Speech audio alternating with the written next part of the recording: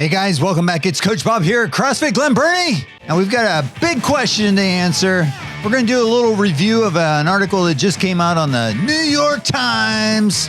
It says, what is the right blend or the right balance between strength training and cardio? So we're going to take a quick look at this article that provides the conventional wisdom and the research. They've talked to the experts about the right balance between cardio and strength. And finally, we have the answer to that question, which we'll get to right now. Now, we're also going to provide my CrossFit experience and try to use that to understand a little bit more behind what is the right balance between strength training and cardio, because we know in CrossFit, it's anything but conventional, right?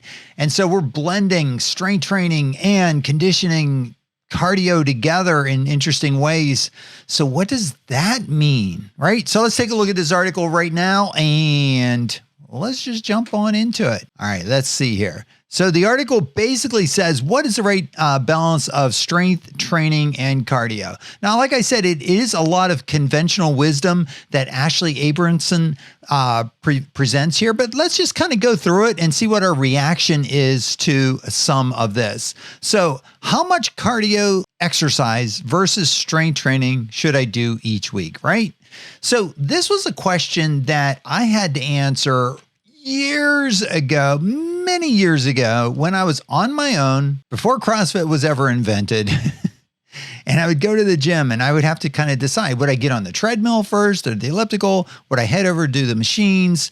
Would I do both of them? And if I did both of them, which one would I do first? And so that was just really the thinking. And I think a lot of what we'll see in this article is the segmentation, right? You're doing this, or you're doing that, or maybe you're doing both, but they're each treated kind of separately. But anyway, the research is clear. If you want to live a long and healthy life, exercise is non-negotiable. That means we don't get to negotiate here, okay? So both cardio and strength training are important for fitness and disease prevention, but with limited time on your schedule, which one do you do? It's tough to determine. Which one's the most effective way to reap those benefits of breaking a sweat? So they kind of go on and say, you know, getting your heart rate up is basically you're going to get that with your cardio exercises, is basically going to result in good heart and lung health, high blood pressure, diabetes, cancer, those kinds of things are benefit,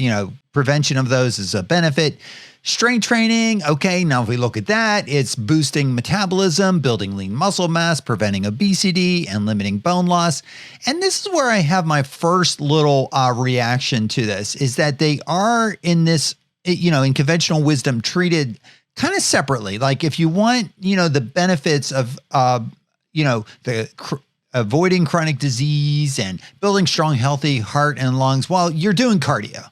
And if you're thinking about, weight loss, limiting bone loss, lean muscle mass, then you're doing strength training or something like that, right? So it's kind of like almost an either or kind of thing. Although they do say, right, that both are beneficial. And if we kind of go on in here, you'll see that they're recommending that we do both, okay?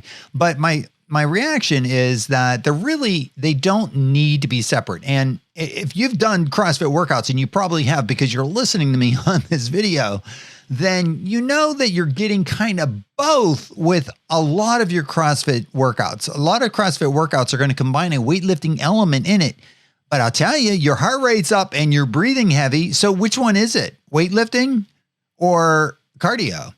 I don't think that we're going to be so much like one camp or the other when we think about the benefits of CrossFit. And when I think about CrossFit, if I can kind of lead us along a little bit here, is that I don't think of it so much as, heart and lung health versus muscle mass and building muscle, as much as I think of it as, hey, my heart is pumping oxygen-rich blood to those working muscles to get this work done. And that combination of all of those things, whether it's moderate or high intensity or low intensity, that kind of a thing, is all moving us in the direction of preventing chronic disease and also moving us in the direction of building lean muscle mass, moving us in the direction of an optimal weight for our health, as well as optimizing energy storage in our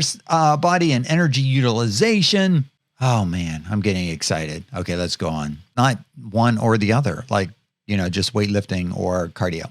But anyway, okay, so hey, look at this. Research pinpoints how much each exercise is likely to increase longevity. Now, the problem with these studies where they go in and they look at, okay, we're going to look at the benefits of aerobic exercise. They usually have an Airdyne bike, and they put the person on the bike, and then they go through intervals on the bike through certain ranges of intensity, and they kind of measure the results that way. Or they're doing a strength training test where they're looking at maximum force generation, right?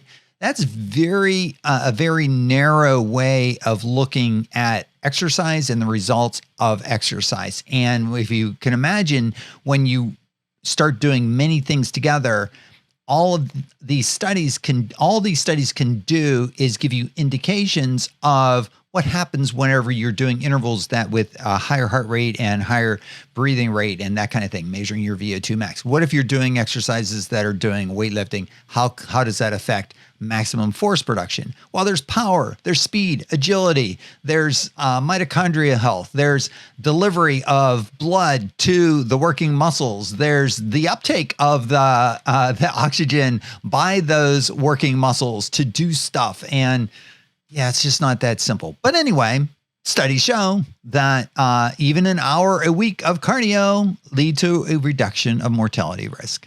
Well, we know this. With 3 hours yielding the most benefit. What about 4? What about 5?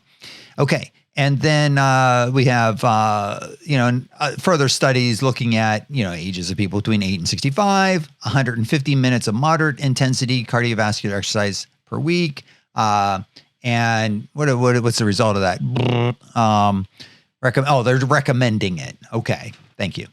Recommending it. And they're basically actually say, hey, but you can get the same benefit for 75 minutes of a higher intensity exercise. So, starting to sound a little bit like CrossFit. Okay, so let's scroll down here, see some more questions. Okay, how do you build a strength and a cardio routine? So it says, don't stress about achieving the perfect balance. I honestly don't obsess over the numbers, says Dr. Christopher McMullen, a sports medicine physician. You'll be more likely to stick to a routine if it works for your schedule and your preferences. Wow, the benefits of CrossFit here, right? We're combining all of the modalities, right? We've got our weightlifting and lots of different kinds of weightlifting. We got basic gymnastics, and we've got the aerobic endurance type things in all of these different interesting workouts throughout the week. Just figure out, can I come Monday, Wednesday, Friday, or Tuesday, Thursday, Friday, or what kind of consistency can I get in my schedule so that I can routinely show up for that CrossFit class, and all the magic of that CrossFit workout plays out because we are able to consistently attend those CrossFit classes and consistently get all of that different stimulus that's going to build healthy muscles, strong heart, strong lungs, build a moat around your fitness. So a lot of great things happening there.